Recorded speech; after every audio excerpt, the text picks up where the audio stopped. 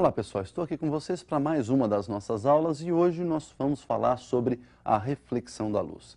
Reflexão da luz é quando então a luz está tentando passar de um meio A para um meio B e ao chegar na superfície que separa esses dois meios, em vez de passar para o meio B, ela retorna a se propagar no meio de origem que era o meio A. Então veja bem, ela está tentando passar do meio A para o meio B, na superfície de separação ela bate e volta e se propaga novamente no meio de origem. Então, isso é reflexão. Vamos observar aí, então, as leis que regem a reflexão da luz. Nós temos aí um raio incidente, né? Esse raio eu vou chamar de I, está se dirigindo aí para um segundo meio, e temos aí uma superfície que separa o primeiro do segundo meio. Ao chegar na superfície, esse raio então vai retornar ao meio de origem, ele vai voltar para o meio A. Esse raio que volta nós chamamos de raio refletido, vou representar pela letra R. Na superfície em que está ocorrendo a reflexão, nós vamos traçar uma linha, uma reta chamada reta normal, perpendicular então a esta superfície. E percebam então que o raio incidente forma com essa reta normal o que nós chamamos de ângulo de incidência. E essa reta normal também forma com o raio refletido aquilo que nós chamamos de ângulo de reflexão. Então nós temos aí dois ângulos, dois raios e uma reta normal. Raio incidente, raio refletido. Ângulo de incidência, ângulo de reflexão e a reta normal. A primeira lei diz que o raio incidente, o raio refletido e a reta normal, ao plano de separação dos meios, são coplanares, ou seja, pertencem a um mesmo plano. Já a segunda lei diz que os ângulos de incidência e de reflexão são exatamente iguais. Para que serve a reflexão no nosso dia a dia? Nós temos dois tipos de reflexão. Uma que proporciona a visão de tudo aquilo que está ao nosso redor, então proporciona a visão dos objetos, e aquela reflexão que te proporciona a visualização de imagens, a formação de imagens. Vamos observar então esses dois tipos de reflexão. Nós temos aí a primeira reflexão que é chamada de especular. Especular vem de espelhos, né? Quando você tem uma superfície totalmente polida, totalmente lisa, sem nenhuma irregularidade, sem nenhuma aspereza, sem nenhuma rugosidade, os raios incidem nessa superfície e voltam, né, para o meio de origem. Mas olha que particularidade ocorre nessa reflexão. Se nós emitirmos para esta superfície alguns raios paralelos, ao tocar a superfície eles também vão refletir paralelos e, obviamente, obedecendo às duas leis que nós vimos anteriormente. Eles incidem com ângulo de incidência I, refletem com ângulo de reflexão R, onde os ângulos de incidência e os ângulos de reflexão são exatamente iguais. E, obviamente, os raios são todos coplanares junto aí às suas retas normais. O segundo tipo é a difusa, que é aquela que proporciona a visão, então, de todos os objetos. Essa difusa ocorre quando a superfície apresenta irregularidades. Você pode perceber, então, que mesmo emitindo raios paralelos, quando eles tocarem essa superfície que é irregular, eles vão sofrer reflexões em diversas direções. Ou seja, a luz, ao bater nessa superfície, ela se espalha e um raio toma direção diferente de outro e assim por diante. Nós vamos, nessa aula de hoje, analisar aí os espelhos. Nós vamos estudar primeiro os espelhos planos e depois os espelhos esféricos. Como seria a formação de uma imagem num espelho plano? Vamos observar então aí o nosso espelho plano. Então nós temos aí um objeto próximo a um espelho, esse objeto produz uma reflexão difusa e emite então luz em todas as direções e nós vamos tomar alguns raios para observar aí a sua reflexão no espelho. Tomando dois raios, eles vão sofrer a reflexão, percebam então que por incidirem com ângulos diferentes, eles refletem também com ângulos diferentes. E o cruzamento do prolongamento desses dois raios forma lá atrás do espelho a imagem daquele objeto. Então, para um espelho plano, nós temos a formação de uma única imagem que está atrás do espelho, à mesma distância do espelho que se encontra o nosso objeto. Portanto, se o objeto se encontra a uma distância x do espelho, a sua imagem está sendo produzida atrás do espelho a uma mesma distância x desse espelho. Observe, então, que o nosso objeto, por estar na frente do espelho, é considerado um objeto real e esta imagem, por estar atrás do espelho, ela é considerada, então, uma imagem virtual. Ela é formada pela projeção ou pelas projeções dos raios refletidos. Então, o que nós vimos aí foi a formação de uma imagem no espelho plano. Nós podemos fazer algumas observações com relação a esse espelho. Por exemplo, nós podemos transladar o espelho mantendo fixo o objeto. Podemos transladar o espelho mantendo esse objeto em movimento. Vamos observar um caso em que o espelho está se transladando e o nosso objeto está fixo numa única posição. Bom, então nós temos aí um objeto situado a uma certa distância y de um espelho plano. Obviamente, então, você está observando que a imagem desse objeto está à mesma distância y, porém atrás do espelho. E nós vamos transladar esse espelho de uma certa distância x. Então, eu vou chegar esse espelho para a direita, distância que ele se desloca é x. E agora nós podemos observar que a nova distância entre objeto e espelho é y mais x. Por sua vez, conforme nós temos um aumento entre distância de objeto e espelho, a imagem também sofre um afastamento. E a nova distância entre imagem e espelho agora também é y mais x. Então veja que a sua nova imagem se deslocou em relação à primeira imagem. E essa distância deslocada nós vamos chamar de z. E podemos observar pela figura que se somarmos y mais z, nós temos a distância entre o objeto e a nova posição da imagem, a nova imagem. Por outro lado, se somarmos y mais x mais y mais x, também temos essa distância. Então, nós podemos fazer aí uma igualdade, y mais z igual a y mais x mais x. Bom, juntando ali os y do lado esquerdo, eu tenho 2y mais z. Juntando y e x do lado direito, eu tenho 2y mais 2x. Então, subtraindo 2y dos dois lados da equação, nós temos 2y mais z menos 2y igual 2y mais 2x menos 2y. Resolvendo, então, essa relação matemática, nós temos que z igual a 2 vezes x.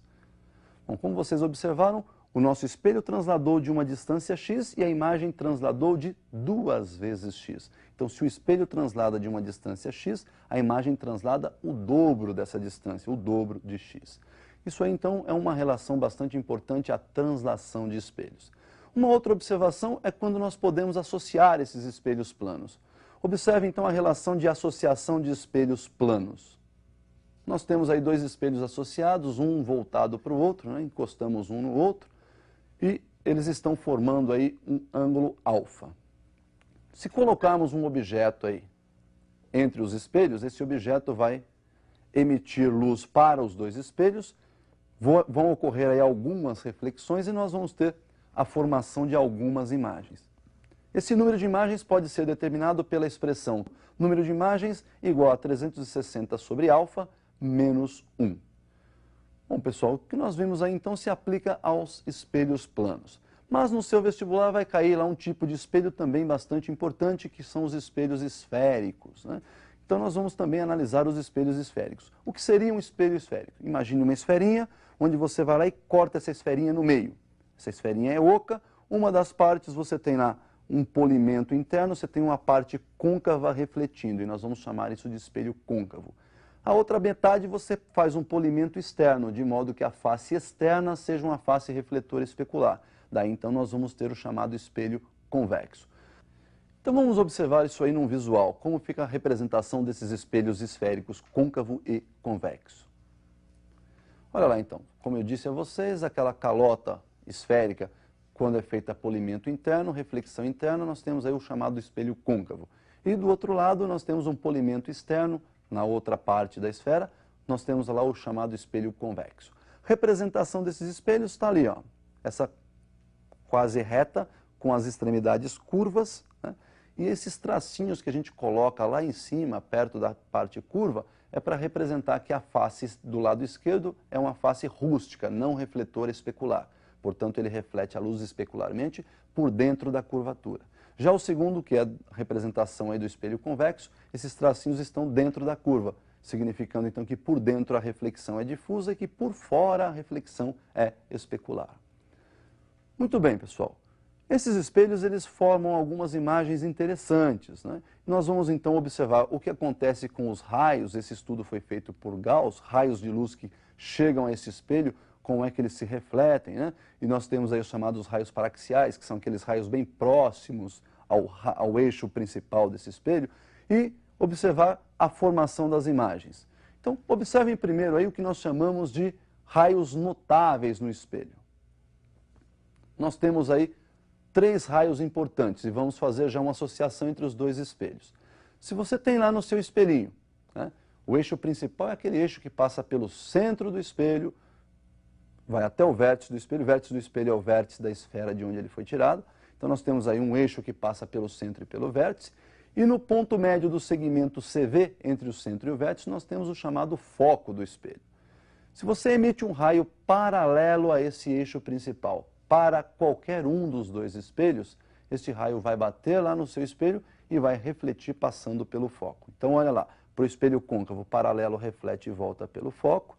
Já no espelho convexo, por ter foco virtual, ele vai bater ali e vai refletir na direção do foco. Portanto, se você prolongar esse raio refletido, o prolongamento dele vai cruzar o foco lá atrás. Então esse raio é bastante importante. O segundo raio é o inverso desse, né? Se o paralelo refletiu na direção do foco, todo raio que for incidente passando pelo foco vai refletir paralelo ao eixo principal. Isso também acontece aí para os dois espelhos.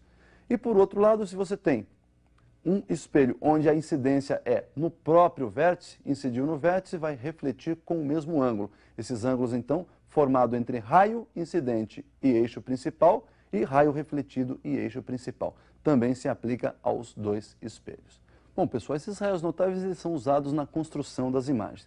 Nós vamos ver um exemplo de construção de imagens e vamos aí determinar as equações estabelecidas por Gauss aí para o espelho. Equação de Gauss para relacionar as coordenadas de posição de objeto, imagem e do foco do espelho, e ainda uma relação de ampliação, para saber se a imagem foi ampliada, se ela foi reduzida ou se ela permaneceu do mesmo tamanho do objeto. Então observem na tela. Então nós temos aí um objeto diante de um espelho, olha lá, vou traçar um raio daqueles que nós vimos, notável, saindo da extremidade superior do objeto, tocando o espelho, portanto paralelo ao eixo, e refletindo na direção do foco. Um segundo raio saindo do mesmo ponto na direção do foco vai refletir paralelamente ao eixo principal. Nós temos então o cruzamento desses dois raios, a formação da nossa imagem. E observem que essa imagem então está diante do espelho, na frente do espelho. Portanto, trata-se de uma imagem real.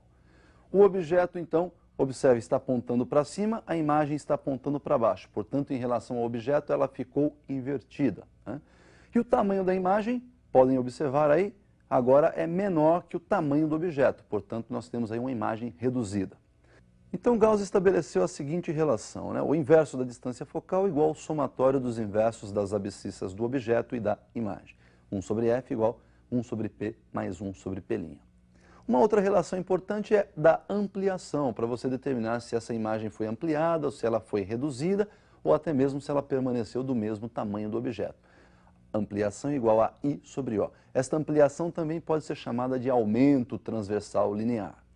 Bom, esse aumento também, ou esta ampliação, pode ser dada por menos P' sobre P. Este menos P' sobre P aparece de uma relação de triângulos lá na construção de imagens, né? E se você fizer um arranjo matemático nesta equação de Gauss e comparar com essa equação que nós acabamos de perceber aí, menos P' sobre P para o aumento, nós podemos chegar numa outra opção, que é o aumento igual à relação entre a distância focal, f, sobre a diferença entre a distância focal e a abscissa do objeto, f menos p. Por hoje, então, é só. Bons estudos e até o nosso próximo encontro.